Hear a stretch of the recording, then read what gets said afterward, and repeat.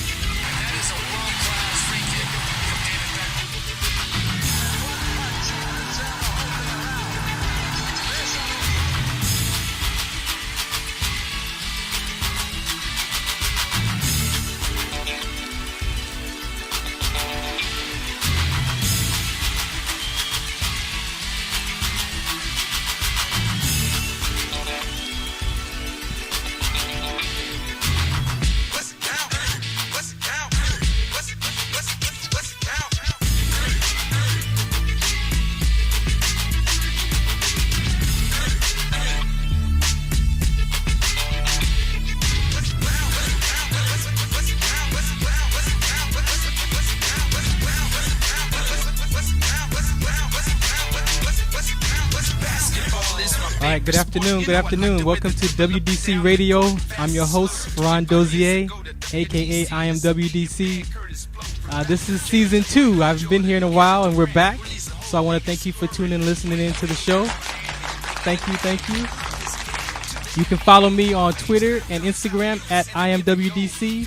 Also, you can go to my website, WDConsct.org, and follow along. This platform is for sickle cell trait, sickle cell disease.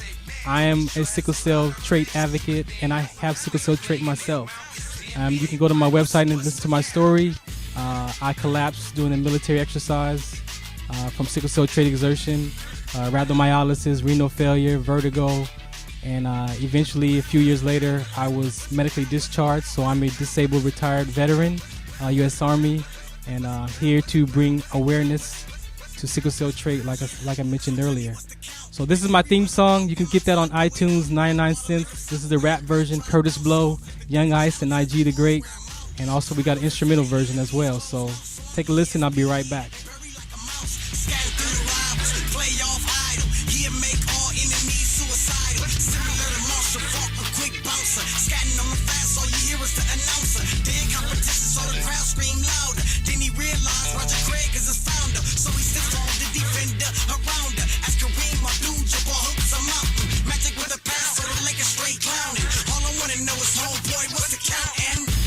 So if you're just now tuning in to WDC Radio, I was here a little while back with season 1. We had a great run. I'm back again doing season 2. Again, WDC on SCT Awareness is a nonprofit organization created to bring more awareness to sickle cell trait, re-educate the community about sickle cell trait. I have a nonprofit. I do high school, elementary school, junior high school tours, college tours. I've been blessed to just have a class complete at San Bernardino Valley Community College, where we completed a 16-hour course, 1 credit certificate class. I had 13 students who are now aware and educated about sickle cell trait and sickle cell disease. And so I want to thank my facilitator, Professor Robert Sega, for being my teammate in that and being an adjunct professor and allowing me to co-facilitate that course. And so that's completed now, so we're waiting to find out how the students enjoy that. And truly a blessing from God that has happened. Huge accomplishment, but there's still more work to be done, because what's so right now in sickle cell is that children are still being born today with sickle cell disease to this day. African Americans, we're number 1. Hispanic community is number 2 right behind us in the United States, but it's a global issue. They say between 2.5 to 3 million people have sickle cell trait in the United States. A lot of those people outside of that don't know they even carry that gene, or other red blood cell conditions like thalassemia or hemoglobin C or D.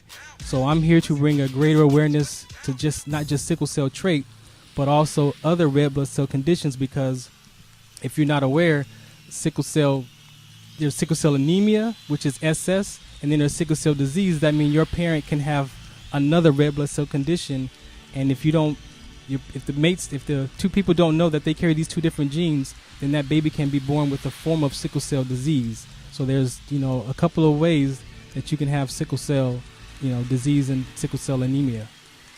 So I'm just here to re-educate. So this platform, we're going to bring a greater awareness to sickle cell. I call it aspects of sickle cell. So we're going to talk from A to Z, from the origin to how how the body actually creates survival of the mutation of this gene to survive malaria, all the way down to having people living with sickle cell disease, doctors, nurses, caregivers, and also, like we have tonight, I have a very special guest that's going to be here to share who he is and what he's up to help us make a difference in the sickle cell community with this supplement. And so if you have any questions, you can call in and just voice your opinion, give us some feedback. I have my doctor on the line. If you're familiar in the sickle cell community, Dr. Lakia Bailey. You can bring her on the line. And she is my expert. She helps me keep my conversation straight and make sure I don't say anything that's out of line because I'm not an expert.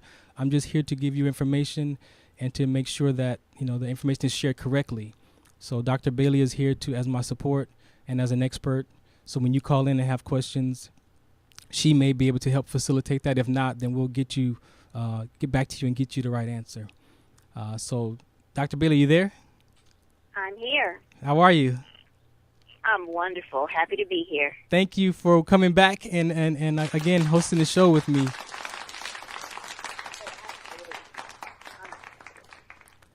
Can you introduce yourself to the listeners? I sure can. I'm Dr. Lakia Bailey. I have my doctorate in molecular hematology and regenerative medicine. I have sickle cell disease, hemoglobin SS, S1 and I am an advocate for this disease. Work with a lot of different organizations, and I'm excited to be here. What's the count? LA Talk Live. Thank you. Dr. Bailey was friends with my mentor, Phyllis Zachary Thomas, who passed away a couple years ago. And as I shared before, when Phyllis passed on, she became my Jedi Knight. I believe she's more powerful in that spirit world now. So her and I still believe that she's here helping me get this message out. And I really didn't know who to trust. But we had worked with Dr. Bailey before, and so I talked to Dr. Bailey and confided in her, and she became my partner, here to help me get this message out about sickle cell trait and sickle cell disease. So Dr. Bailey, again, thank you. Absolutely. We miss Phyllis so much. I know. Shouts out to the SCD Soldier Network. That's right. And she did so much for this community that it's still going on. The seeds that she planted are still growing trees today. We are still here making a difference. So I just want everybody to know, you probably seen me post on the web back in February. I started taking this supplement that I found going through the internet and through actually I was following them on Twitter, and I went to do my research and saw that I was intrigued. And so I actually made a phone call to the number on there, and I spoke to Eric Coles, who was actually here with me today, and started doing my research and my due diligence. And this product is, for sickle cell disease, as the information shares. But I have the sickle cell trait, and I've had pain in my arm since I was 5. They told my parents it was growing pains, and then I had the exertion injury at age 36.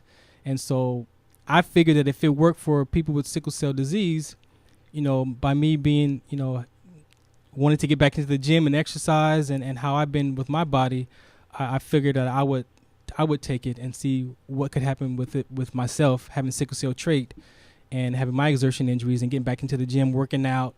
And as I said, I'm a disabled veteran, so I'm like 90%. So I got arthritis, I got pains, joint pains, secondary injuries from that exertion. So I want to get my body back into health and shape.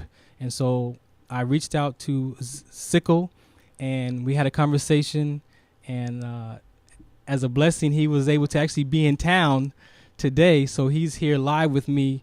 So if you have questions from my post, or you want to find out more about this product, we're going to go through it from A to Z. He's going to share who he is, how he got involved with it, and how how I feel that this makes a difference. And I just want you to know and share it with you, and then it's up to you to make that choice for whatever works for you as far as the treatment. So, Eric Coles, thank you. for being here.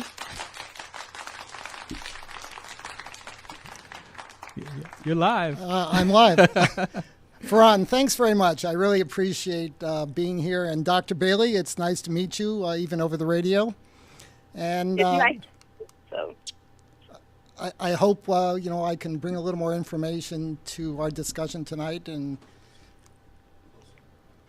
definitely. So I think I have to get the mic a little bit closer, or get me a little bit closer to the mic. Yeah. And where do you want to start, Farron? So again, I was out on Twitter and doing some research, and I came across your website, Sickle, and like I said, I was very intrigued. I saw some of the stats, I saw some of the photos, I read some of the information, and I just want to know, before we get to that, like, who is Eric Coles, before? Well, I've been around a few years, so let me give you kind of the abbreviated background. I'm originally a research biochemist. I have a PhD in lipid analytics, and I have a postdoc from Columbia University in New York. And from there, I've done a variety of different things. I was 5 years as a researcher in Harvard Medical School in lipid and lipid biochemistry. And I was also 5 years as a consultant with Arthur D. Little doing drug development. In fact, we developed and we did the IND submissions for a couple of the early anti-cancer drugs, like 5-azacitidine and 5-fluorouracil. And from that, I've actually spent the last 20 years doing startups, primarily in diagnostic testing for analytical laboratories and in drug development. And I also lived in China for almost 5 years, where we had a drug company for selling a product for the treatment of benign prostatic hyperplasia, BPH. Wow. So when I came back from China in 2011, I was looking for another project, and my lawyer introduced me to a gentleman, Dr. Robert Swift. Okay. And this is a very interesting story. Let me see if I can get it correctly. Okay. I really knew nothing about sickle cell disease back in 2011. Robert told me this story about a drug that was developed in Nigeria and actually approved for the treatment of sickle cell disease in, I believe, 2006. Okay. And there were a number of people in Nigeria that were using the drug and using the drug very successful. The drug was called Nicosan. They also licensed the drug to a company in the U.S. that raised a lot of money to do the submission to the FDA and get it approved as an ethical drug. Okay.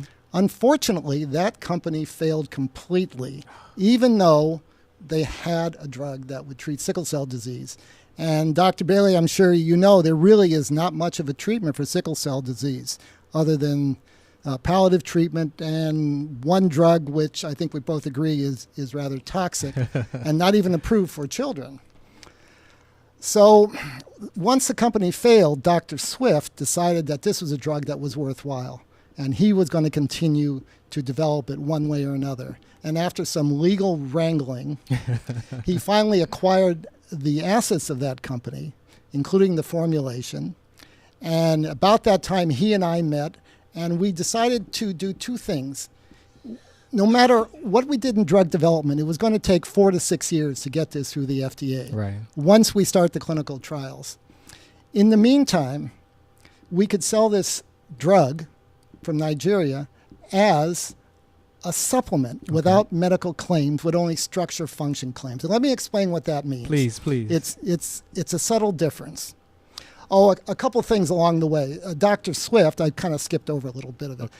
Dr. Swift took the formulation from Nigeria and redid it and made more of the active ingredient, took out a couple of the ingredients that were not active, and developed a process for manufacturing it, which would ultimately be approved by the FDA. Okay. In other words, in a GMP facility. Okay. And the product that was produced in Nigeria was not. By the way, the name of the product, at least on the supplement side, is Sickle RBC Plus, Sickle spelled with an X, Xickle.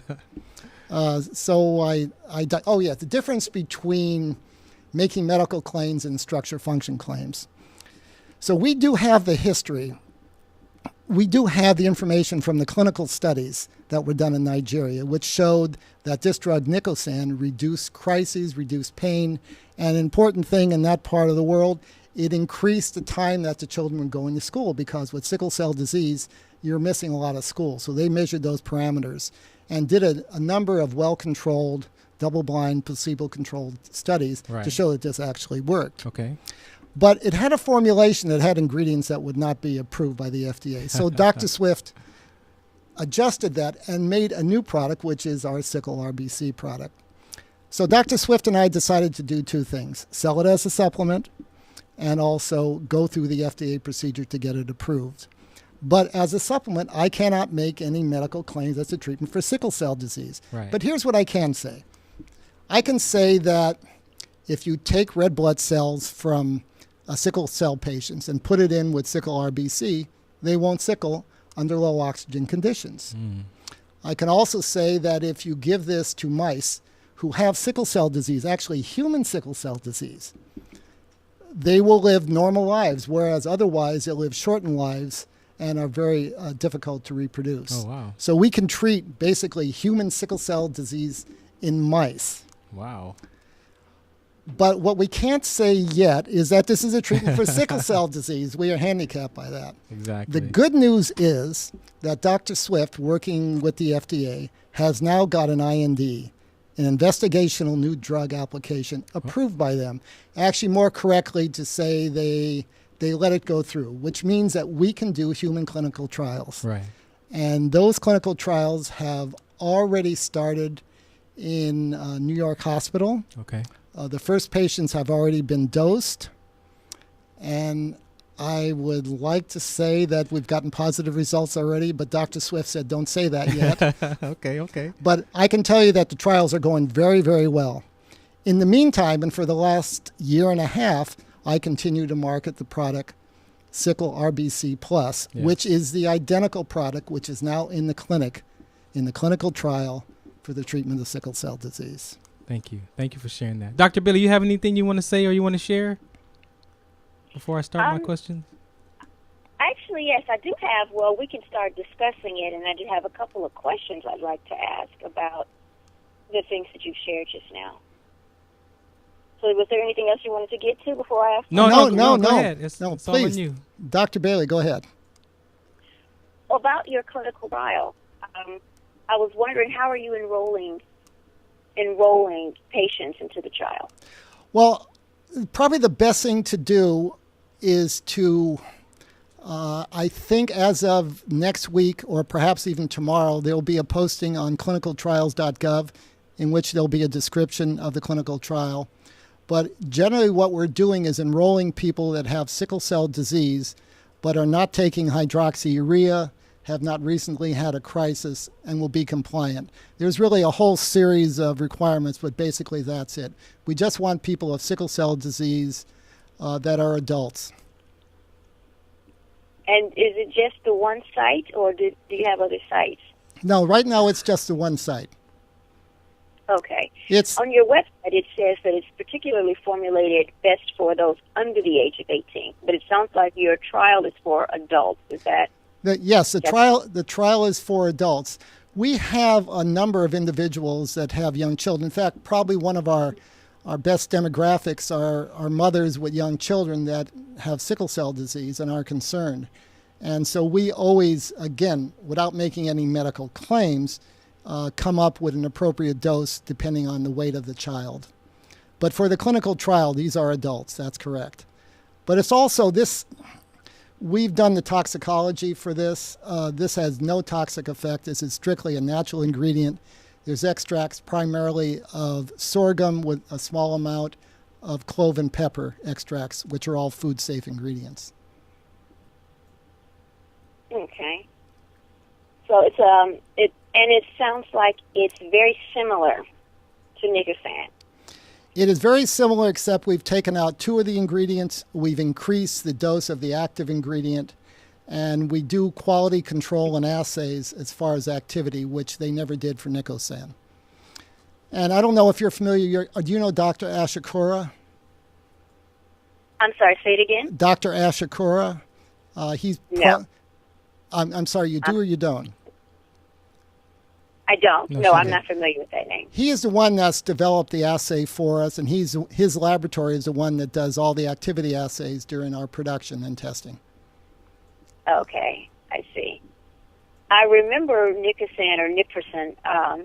There was a lot of positive buzz about it some years ago. Quite a few patients were on it. A lot of the sickle cell warriors and soldiers were very, very excited about it. We were very upset when the supply dried up. Yes, I know.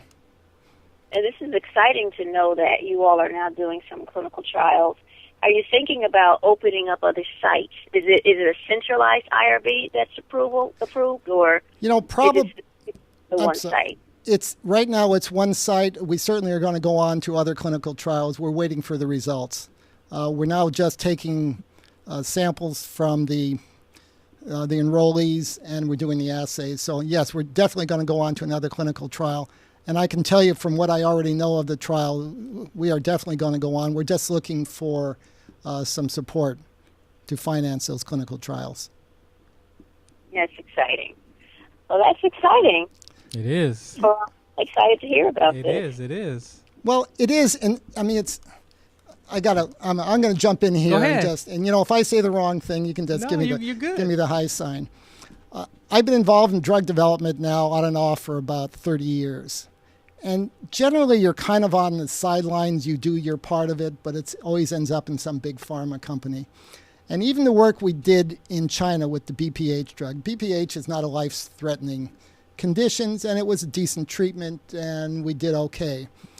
But with this product, if we can get this through the FDA as an ethical drug, we will be changing the lives. And of course, if it performs the way we think it'll be changing the lives of tens of thousands of people in the U.S. and worldwide, potentially millions. And that is an extremely good feeling. The thing that I do on the supplement side is I know it's going to take 4, 5, 6, 7 years in order to get it through the FDA. We think a lot of people can benefit from the supplement, even if we can't make the medical claims that we believe to be true. Right. So we think we can help a lot of people during this interim period. And even after it gets approved, there'll be people that might continue to use the supplement and people that only want to use a prescription from a physician. So our challenge is getting the word out about the supplement and what it potentially can do, again, without making the medical claim. Of course. Only saying what is true. Of course. And we know that, especially in our community, sickle cell community, there has been so many different conversations and everybody is skeptical. And if it doesn't come from the doctor, then I'm not going to try it. I'm not going to do it. I mean, and it's your choice. But I just wanted to be able to share this with you, that there is something out there that's possibly is natural, and it's up to you to make that choice. There's so many different things out there, but I wanted to make sure that as an advocate for sickle cell trait from my community, I'm taking it myself, and I can tell you I started February 1st, and I had more energy. I literally could tell, like, I started waking up a little bit earlier and had more energy to get up and start to move around. So I'm on my second month now, but I want to ask you, when do you expect people? What have you heard people starting to feel like a difference? Well, that's interesting. The comments that we generally get back from people is that it's hard. I don't want to sound immodest at all. No, not at all. But generally, you have mothers that are saying, "Thank you very much for doing this." Yeah. Because they're so concerned about their child and the problems their child's going to be having. Rather than getting back medical reports, which we sometimes get, but not generally, we generally get back thank yous from people that are using the product. Although we do get back some things like one gentleman says, "I got my step back," right, which is similar to what you're experiencing, is that your energy level is up. And in fact, we've had people take this that don't have sickle cell trait or sickle cell disease, and these seem to have more energy. Now, I got to tell you, we are doing no clinical trials with people with trait, but it's very interesting that you've had really the same kind of reaction as we've had reported anecdotally from people that are using sickle RBC. And again, like I said, because of my sickle cell trait experience as a kid up until age 36 and having the collapsing rhabdomyolysis and all that going on, I know I have some muscle damage, joint damage, and with the arthritis. But like I said, after taking this the first couple of weeks, I felt more energized. My goal is to get back in the gym, and just looking at people with sickle cell trait and the athletes and all the complications that are starting to show up with athletes and playing football and running track, that those red blood cells that are S gene that we have, something is triggering those genes to mutate, causing sudden death in some cases. Well, Dr. Bailey, I'm sure you can support this, but the idea that people with sickle cell trait have these sickle cell crises type reactions is, I don't want to say it's totally anecdotal, but there are more and more reports of these kind of things, even though I don't think it's generally accepted by the medical profession as being true. Yeah. But that doesn't make your experience, any less significant. Exactly. But there are certain times when your red blood cells can get in low oxygen conditions in your body, which might stimulate some kind of a sickling event, which might stimulate something like a crisis. Right. By the way, I'm not sure I mentioned, but this product prevents the sickling of red blood cells where there is sickle cell hemoglobin. Right. That's its method of operation. That's its mechanism. So if you can prevent red blood cells from sickling, imagine that a lot of the cascade of events that happens after that are really what everyone with sickle cell disease usually experiences. Now, I don't want to get too technical, but I'm sure there is what's known as a remodeling period where taking any product changes how your system deals with a variety of events. Right. So, and we believe that's going to be the case with this product as well. There's going to be a remodeling period, probably to 30 to 45 days. Although from some of my preliminary results from the clinical trial, things are happening very quickly, and that's, I actually couldn't get my partner off the phone for about 45 minutes telling me about it the other day. But there'll be a press release from Kings County Hospital on all of this coming out fairly soon. Again, it's important because low oxygen, dehydration, all that can cause those red blood cells to do what they do, is mutate. Dr. Bailey, you have any input on the sickle cell trait or crisis? Well, I do know that it's not like was stated, it's not necessarily fully accepted quite yet, yes. But we have more and more reports coming out. I don't think that it's accepted as far as traits on a normal basal level going into crisis. Mm-hmm. Right now it's completely accepted that with exertion, if you put your body in a situation to promote sickling, of course, the trait will go into crisis. That is widely accepted. But right. Mm-hmm. I talk to people all the time who have daily pain and believe it's sickle trait related, and that is part of what's not fully accepted yet, although I do think there's growing evidence to suggest that more and more doctors are starting to lean towards the idea that this might be occurring. It's might be a phenomenon that's happening. Yeah, I mean, what the research they have to look and see what is this one gene doing. We know what the two genes do, but what is the one gene doing to the body?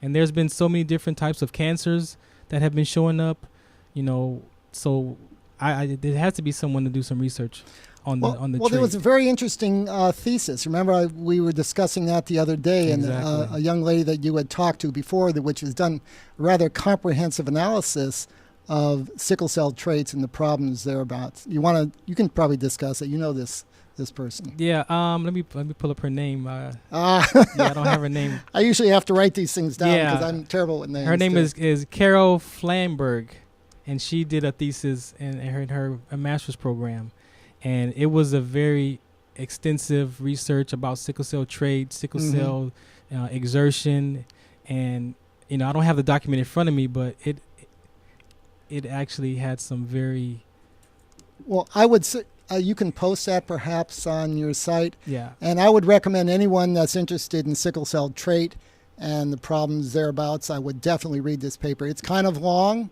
but it's very comprehensive, and her conclusions basically say if you have sickle cell trait that you are likely or possible going to have exertion events, which are similar to things that people with sickle cell disease actually Definitely. have. And Dr. Bailey, you can probably chime in on this. A lot of people with sickle cell trait, just people in general don't really know the genes that they carry.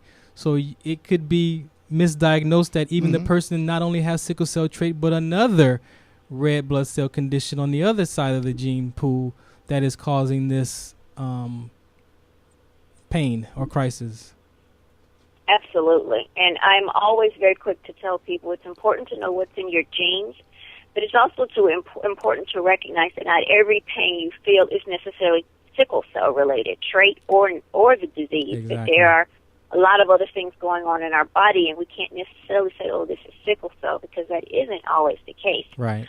Although I will tell you, Eric, I suspect outside of the IRB-approved medical trials, the pharmaceutical, the laboratory research that you all are doing now, I suspect as far as getting a group to take the supplement, you will probably have far better results if you target the trade community. As far as what I've experienced, as far as willingness to take supplements and exercise routines and things like that, the trade community seems to be a lot more open to things like this than the disease community, SSSC. You will probably get a lot more people willing to take the supplement and report their findings in that trade community. Definitely. Well, that's an interesting comment, and it actually touches upon several things that Farron and I were discussing earlier. We have a little interlude coming up. Oh, yeah, we're going to take a quick break. Yeah, okay, so we'll discuss this when we come back. Yeah. Thanks.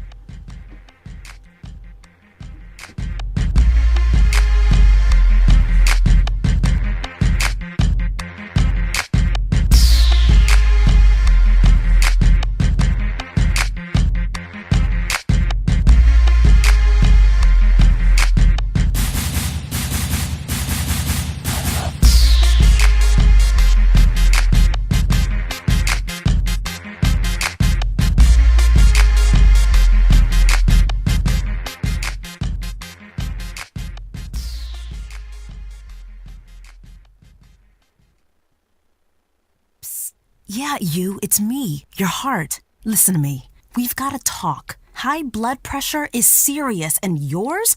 Whoa. What happened to us? We used to be so much more active. But lately you've been ignoring me. I know you think I'm just gonna keep ticking away forever, but you're wrong. You can do so much more to control your high blood pressure. Doing the minimum isn't doing enough. I'm under a lot of pressure and can quit whenever I want. Bet you didn't know that. But I like my job. Just treat me better. Check on me. Give me something green to nibble on every once in a while. And maybe we can do some exercise on occasion.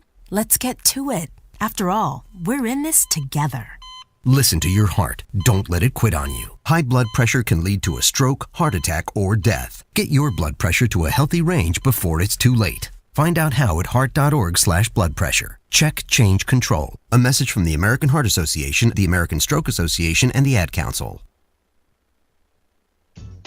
Hi, this is Elena, inviting you to join me every Wednesday at noon for Elena's Beauty Talk and more, exclusively on LA Talk Live. You can also catch us on iTunes Radio, R&B, or watch us on Ustream.tv. Reality radio, handcrafted for your listening pleasure. This is LA Talk Live, and we are more than just talk.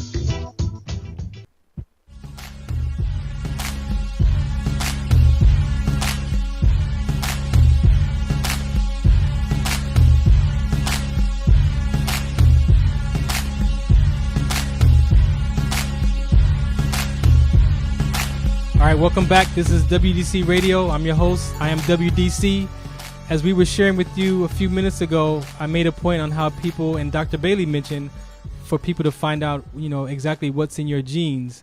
And I have to, the right of Eric Coles is my new friend and advocate, Karan. Introduce yourself to the listeners. Hello, listeners. My name is Kieran Steven. I'm an ex-sailor, and I too also carry the sickle cell trait. And I've had a few exertions in my life, and I have one major exertion that caused my military career to be, ended shortly. So now you was in the Navy. Yes, sir. 5 months. 5 months. And in Chicago. Cold weather. That's where Eric is from. Yeah, so I just came from Chicago. It's cold and snowy. Oh, it was cold when I was out there too. and just give a quick overview of what happened that perfect day of that exertion injury you had. Basically, my whole division, we were doing an IT session. That's intensive training for people who don't know. And I was just working out too hard, and I felt my thighs cramp up, and that's never happened to me before. Yeah. The only thing that's cramped up on me ever before was my calf muscles. So when my thighs cramped up, I was kind of shocked. I didn't know what to do, so I asked my chief, "Can I sit down?" And I sat down, and I tried to get back up, but I couldn't. So my chief called the ambulance and everything. They took me, and the pain just got too unbearable to deal with. They had to put me to sleep. And the next day I woke up, I tried to get out of my bed, and I couldn't. And come to find out, I couldn't walk, and I was diagnosed with rhabdomyolysis too. So it took me a minute to learn how to walk again. I was in the hospital for a period of 4 months, 2 months just being depressed because I couldn't believe I was so young and I was in the hospital. Right. And I was in a wheelchair, and everybody had to pretty much do everything for me like I was a baby all over again. So yeah, they had to help me get up in hygiene. They had to feed me because I didn't want to eat. I was just to the point where I just pretty much just gave up. Yes. So after I talked to my mom and everything, she told me, like, God does everything for a reason, and I, started to believe it. So I said, okay, I'm going to decide to learn how to walk again. And that took me 2 months to learn how to walk again, and until this day, I'm good. I still have pain and everything, and I'm limited to do some of the things, that I like to do, but still I do it, but I just do it in moderation, like play basketball. I try to play football, but sometimes after one game, the pain is just too much, so I just sit out and just leave it alone. Now, he and I was introduced to a friend of mine, Sergeant First Class Vincent, and gave you my phone number and put us in communication. Mm-hmm. And then I went to meet you to have lunch and talk about your experience. Right. And then you gave me your medical paperwork, and I'm in the back seat of the car shuffling through the paperwork, and I'm looking for the rhabdomyolysis information. I'm eyeballing the paper, and I see this statement that says that you had, it said sickle cell trait / A- thalassemia, and I was like, all right, now I'm not trying to, I don't want to scare you, but from what I can understand is that this is saying that you may have another trait in your system that I never knew about. That he never knew about. And so he's been joined the Navy and possibly with sickle cell / A- thalassemia. So you and I have been talking since then to get retested and find out exactly what's in your genes, because you could possibly have a form of sickle cell disease and not just the trait. Right. So Dr. Bailey, this is the kind of stuff this is real. This is a guy that may have another gene in this side of the family that they're not aware about. Mm-hmm. Absolutely. And we actually encounter that a lot of people. We're just not completely aware of what's in our genes. And I'm actually pretty educated in this. For a very long time, I was misdiagnosed. I thought I had beta thalassemia when I actually have hemoglobin Monroe. These are the kind of things that we have to just learn and teach others, and what you're doing on this show so we can get that knowledge out there. Yes, thank you. I mean, it's important. You got to find out what's in your genes. The sickle cell trait, get the screening, electrophoresis. That's the panel that will give you the different types of hemoglobins that are out there. Thalassemia, hemoglobin C, D, Monroe, as she mentioned, ARAB. There's hundreds of different red blood cell conditions out there that people are just not aware that they carry. Anything you want to share about? No, I think you hit it pretty well. So again, our campaign is what's in your genes. Go and get tested. African Americans, we're number 1. Hispanic community, you're number 2. Again, the newborn screenings didn't kick in until about 95 across the country. So you might want to, take a look and see if you got a document in the mail from the health department. You'd have got a paper that says your child has, some sort of red blood cell condition. If it was sickle cell SS or disease, you probably would have found out in the hospital right away, or when that baby had a pain crisis. But it's definitely important. That's why this platform is here, for us to bring awareness to not just sickle cell, but also other red blood cell conditions. And especially if you are of childbearing age. Exactly. If you're going to have children and you don't know, you have not been tested for a sickle cell trait, then you definitely should do that before you have children. And again, it's not just a black disease. You have to know where your bloodline is from. So if you have bloodline, from Africa or the Middle East, Greek, subterranean. If anywhere back there where malaria was possibly hanging around, you could have that in your bloodline, and you may not be black or brown. You could be of another ethnic background. So again, and and remember that people from India, there's a very high population Exactly. of sickle cell disease in India. It's actually another genetic form of sickle cell disease, but basically, the same reaction and the same issues. definitely. Dr. Bailey? I was just going to say both South and East Asian carry Yes. certain traits that, when combined with the sickle trait, have pretty deleterious results. So it's all over the world, not just the malaria line, because that's where the sickle trait was most strongly populated, but Right. all the other traits, alpha thalassemia, there's so many, and it's found throughout all the continents. There are even certain European found Exactly. traits, when combined with the sickle trait, can have pretty bad results. Exactly. So that, again, that's why we're here, listeners. And that's what you're going to get here every Wednesday. Aspects of sickle cell. We're going to talk about those subjects. And if there's something you want to talk about, you can always send me an email on Instagram at IamWDC on Twitter, Instagram, and WDC on SCD at Gmail. Send me an email, and we can talk about a subject matter that you want to talk about. And so I'm going to get back to Eric Coles, who wants to share, some of the difficulties that he's experienced in this Well, community. thanks, Farron. Dr. Bailey, you brought up a very interesting thing about trying to offer this supplement to people with sickle cell trait. But I can tell you, in the time that we've had this product on the market, it has been relatively difficult to convince people with sickle cell disease to use this product, regardless of the strong evidence that it might be beneficial, regardless of the publications, the clinical trials in Africa, regardless of the sickle cell mice experience, regardless of the in vitro work that was done with this. It's been very difficult, and we believe part of this is because of the natural skepticism of people with sickle cell disease, their prior experience. And so we are open to any ideas as to how to get this message across, that this could be a benefit to people. And as far as people with sickle cell trait, that's a very fascinating possibility. I'm not quite sure how to approach that. And even though we have people like Farron that have had, some interesting results similar to what other people have tried, we really only have, I know, 2 or 3 people that have trait that have actually used this product at all. So this is kind of a new experience and a new idea for us, and we'll definitely be thinking about it. I'm a prevention advocate. And so if this is something that can prevent another person from experiencing what we experience, I'm all for it, because if you can, again, prevent that, in this advocacy world of sickle cell, I break it up into 3 segments. You got awareness, prevention, and education. And so the prevention topic is pretty tough subject to have, because people say, well, you can't prevent sickle cell disease. Well, no, I'm not trying to prevent it in that aspect, but if you can have a conversation with someone and they're now informed, Right. now they can make that choice, because a lot of families didn't have a choice when they had those kids with sickle cell disease. They didn't find out until after the fact. So when I say prevent sickle cell disease, you can actually have a conversation, and maybe that family might make a different choice. Right. And now that there won't be a child born with sickle cell disease. I'm not trying to play God, but if you have the information now, you can make an informed choice versus after the fact. And that's why I call it prevention.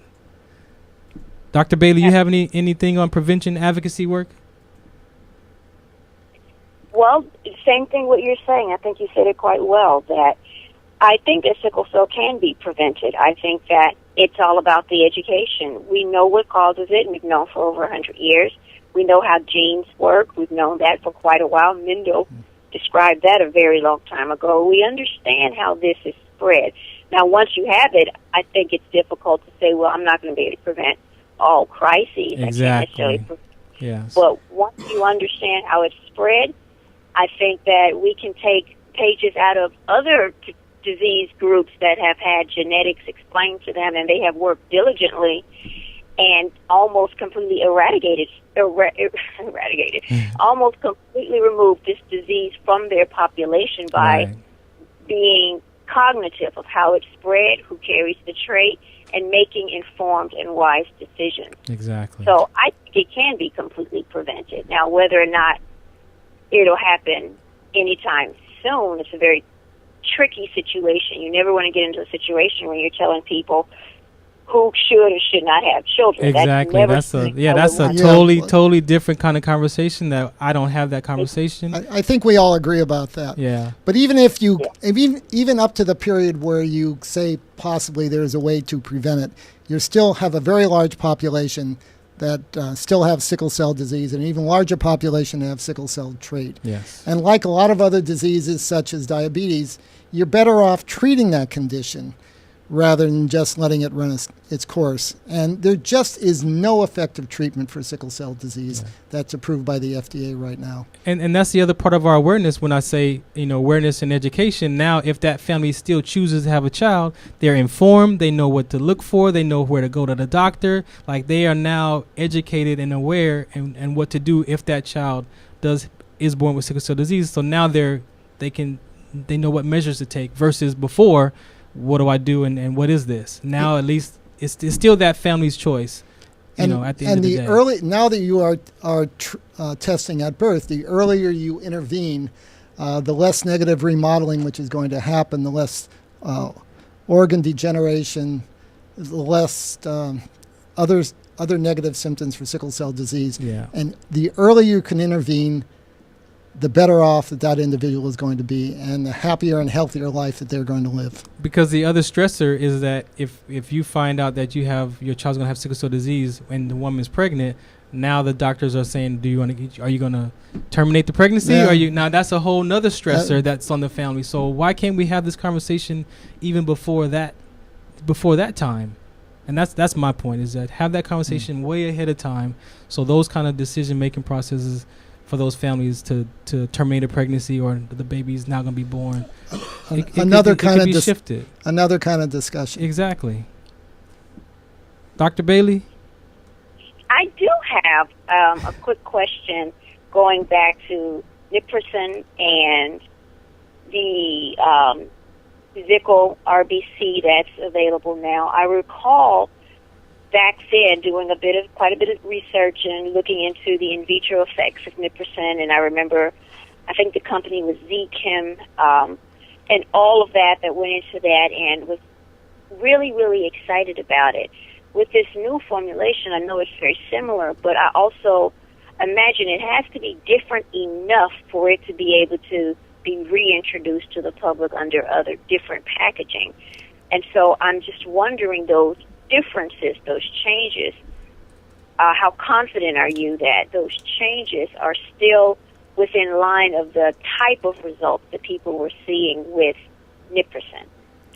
Actually, I'm glad you asked that question. I didn't even have to ask. There were two ingredients in the formulation. The formulation was developed by a non-medical professional in Nigeria. And I think it was, I won't say luck or providence, that they actually put all these things together.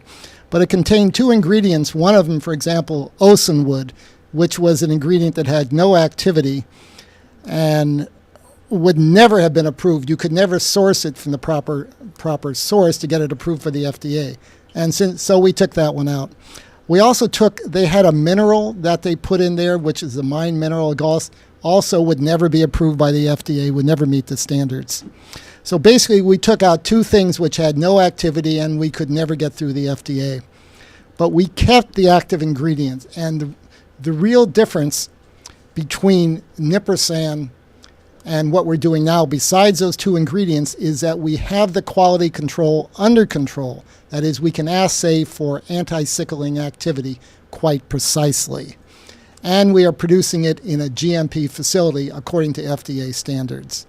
But as far as the source of the well, yes, there is one more thing, that the source of the material, the plant material that we source, is also well controlled and raised under conditions, again, which are reproducible and appropriate for an FDA-approved product. Okay. But other than that, the active ingredient comes basically from the same source as Niprocin. They just didn't know where it was, and now we do. That's what a little research will do for you. Exactly. Does that answer your question, Dr. Bailey? Comes close to getting at what I'm thinking about. Uh-oh.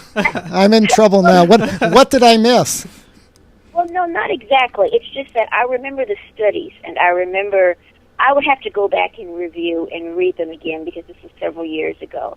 But I just remember reading about the in vitro effects, and I recall reading, I don't remember you mentioned about the mouse model studies. I don't remember any in vivo mouse model studies, but I could go back and look at that again. I just remember being very excited with what I saw. And I know that this has to be different enough, so I get what we kept, what was taken out, and that what you kept were the active ingredients. It's just, I guess what I need to do is just see these new studies that are being done, and then I can get just as excited all over again. Oh, that'd be excellent. A couple of things you've kind of intimated. Let me just see if I can answer them. Number one, we have patent filings on all our formulations. They're so new and unique, so we assume that very shortly we're going to have patents. There are no rights that accrue to the original formulation. They totally accrue to us.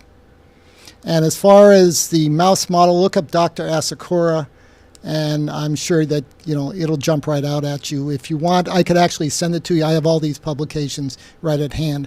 If you're looking at the clinical studies, look at the studies from Dr. Wambebe, a Nigerian researcher, and those will come up too. But I have all these, and if you give me Dr. Bailey's email address, I can send them along basically when I get back. Oh, that would be wonderful. That would be wonderful. I am a natural skeptic. I'm a scientist, and I just like to see the research. I always ask, let me see the data. Well, but I do recall being very, very excited before, and so I'm all primed to be excited again. I just need something to jump on. Well, you know something? I am right there beside you with this. I'm a PhD research biochemist, and I always say the same thing when someone makes a claim about this, that, or the other, and I say, show me the data. And we would happy to do that, so I have no problem with that at all. I'll get your email address. I'll send it along. And I think that a lot of these publications are referenced or linked on our website, Sickle RBC, Xickle. Actually, xickle.com. Yes. The RBC was the name of the product. Sounds good. Thank you. Oh, I'm happy to share this with you. And as far as Quran, Dr. Bailey, I'd like to get with you so we can do some research and get this young gentleman some answers, because, like I said, the documentation had sickle cell trait / A- thalassemia, and so I mean, where are you at with that? Are you? Well, that makes complete sense. Well, I won't say that I saw it coming, but I'm not surprised. Yeah. In that alpha minor, which you're saying A minus, that's alpha minor. Mm-hmm. The alpha trait, unlike beta, is controlled by 4 genes instead of just 2. And if one of them's missing, you're not producing on that one particular. You have 3, but not all 4. Or if you're missing 2, there's so many different ways this can occur. Right. And you end up, the 2 betas and the 2 alphas come together to make your hemoglobin. You end up with excess beta. And if those betas are sickled, this could be problematic. So we do see it. It's not as common as beta thalassemia, right. but seeing alpha minor does happen. And absolutely, I would be happy to share contact information, and we can discuss all of that. So it's not surprisingly by him being in the service and doing that exercise and that form of having. No, I'm not surprised that he didn't know prior to this, because there was no reason for him to know until something happened that made it. Exactly. Right? It's like, oh, wow, there's something going on. Right. And I really understand when you talk about the thighs, and that is the most intense pain you can experience. That upper thigh cramping and sickling, I'm there with you. I hurt for you. Both legs, so. I've been there. It is something to deal with. I wouldn't wish that on my worst enemy. That pain right there. Not at all. Not at all. So he and I, we have joined forces together as a service member and a sailor. Yes, sir. He still wants to serve the country, serve his community. So he and I are going to partner up. I mean, his story is it's similar to mine. So exactly. I mean, rhabdomyolysis, the muscle injuries, I mean, that's something that the people have to, when they hear your story, that's going to put some reality to what's happening in your body, and for them to take a look at that. So I appreciate you wanting to step up, with your new family that you're about to have. Thank you. And being an advocate with me, No and problem. especially getting to the military, because that's where this stuff is happening a lot. And a lot of people don't know about it. Exactly. So we're going to re-educate the military forces, those soldiers and warriors and sailors and airmen and women about sickle cell trait and other red blood cell conditions. Exactly. So thank you. No problem. Thank you for having me. Dr. Bailey, again, thank you so much for being on the show with me and participating. You and I talked about on the phone prior to how we want to have this show kind of mapped out.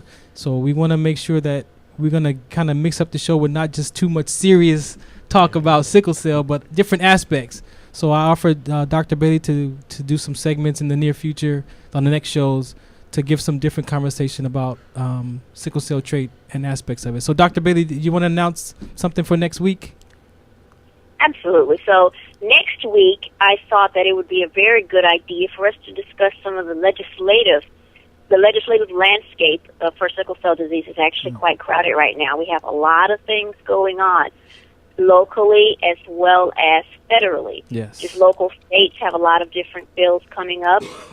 Right here in Georgia, where I am, we got an emergency call for all of us to show up at the state capitol tomorrow outside the Senate in order for us to try to get them to include sickle cell on this one bill, HB1, which is the medical cannabis bill. They have included almost all these diseases you can think of, but sickle cell. And every time sickle cell gets added, they take it back off. Wow. So locally, there are things like that. And then as well as federal, the whole country, we've got the Sickle Cell Treatment Act. We have things going on with the FDA trying to get the pediatric priority review voucher to redefine its definition of rare disease so that it includes sickle cell. Just all this good stuff going on that we need to get involved in and help change what's going on in our country, help shape it to be a better society for the next generation of children coming up. That's So that's about all excellent. that. We can answer the questions and go from there. So thank you. So next Wednesday right here, 7 p.m. Pacific Standard Time, 10 p.m. Eastern, we're going to be sharing aspects of sickle cell with that topic included by Dr. Bailey. So you can call into the station, ask questions. We'll be posting up until all week, up until that show for you to get information and call in and share your points of view. Get involved in your state because it's very important. Sickle cell disease has been being left off of a lot of important bills and stuff's not getting passed for our community. And if we're not aware of it, who's going to stand up for us if we don't for ourselves? So You have to be an advocate, and considering the incidence of sickle cell disease, it's somewhat a shame that it hasn't gotten more attention and more support from the government. Exactly. Eric, again, thank you for coming, for being in town. I'm excited for the sickle cell trait community, for the sickle cell disease community. And anything else that you want to share or you want to say that we missed or? Well, my memory's not too good, but I think you did a good job. And Farron, thank you very much for having me on. And Dr. Bailey, thank you for joining in. And I'll be sending you the information shortly as soon as I get back to the office. Thanks, Farron. Wonderful. Thank you so much for coming on and talking with us. I'm excited. I'm looking forward to what's going to go on with Sickle. I think this could be a really good thing. We certainly hope so. Definitely. All right. So again, thank you for tuning and listening in. Just so you know who I am, I'm Farron Dozier. I'm a sickle cell trait advocate. I have sickle cell trait myself, and I experienced sickle cell trait exertion. I've had pain in my arm since I was 5 years old. Told my parents it was growing pains. Had that exertion injury doing the 2-mile run, Army physical fitness test that perfect morning. That did the push-ups, sit-ups. Exactly. Came across that finish line on the 2-mile run of 16 minutes. And everything started getting dark. I kneeled down, laid back, and closed my eyes as tight as I could because when I opened them up, everything was spinning like 1,000,000 miles an hour. And so the medics rushed me to the hospital in Twin Cities, and the doctor came in, gave me a couple IVs, asked me if I had kidney problems. I said, no. He says, what you do now? Walked out of the office. My instructor standing next to me like, what was that? I'm like, dude, I don't know. Something's going on. Ended up being in the hospital 4 days on IVs because they said I was dehydrated. Sickle cell trait wasn't even a factor. It wasn't even a question because wasn't even thought about talking about. I found out I had the sickle cell trait in '99 on my second military physical. So I joined the service at 19. 10 years later, I find I have the trait. A few years later after that, I have an exertion injury. And, after that, my whole career shifted, became arthritis pains, joint pains left over from that injury. Started taking Humira for my arthritis, and then they found me not fit for service because you can't be on medication and be active duty, non-deployable. So my career was over, depressed 2.5 years, thought my life was over. And like you said, like your mom said, God has a plan. It does. And, now I'm going from defending the country to defending this community. And so I'm mobilizing you guys. Hey, we're going to fight this war on sickle cell. That's what I'm calling it. And, with products like this to help us, stay in fight, and voices, your voice is important. And you can come and share your story right here on the show with me. And that's the plan from here on out, man. So thank you for tuning and listening. Dr. Bailey, thank you again. I appreciate you. You're so welcome. Richard back there, thank you for orchestrating the show for us here on WDC Radio. Every Wednesday, tune in right here, 7 p.m. We're on iTunes. We're on Las Vegas Talk Live, New York Talk Live, DC Talk Live, Atlanta Talk Live, iTunes Radio right here, LA Talk Live. We're more than just talk.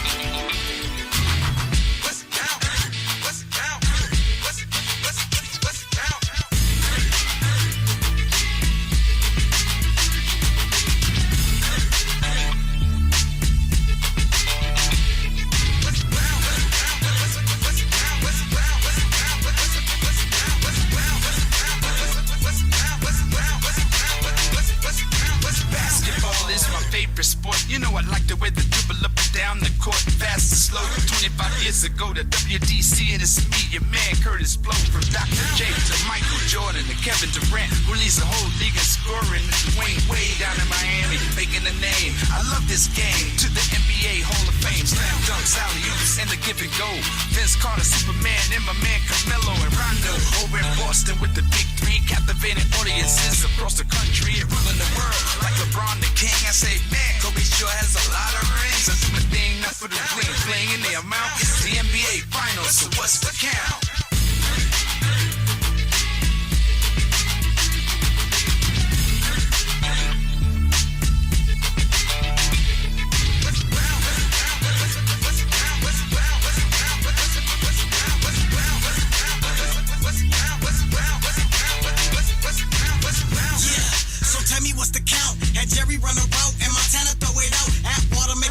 We know there are many choices in internet radio, and the staff and host of LA Talk Live would like to thank you for choosing the internet's hottest destination for the most eclectic sound and invigorating talk.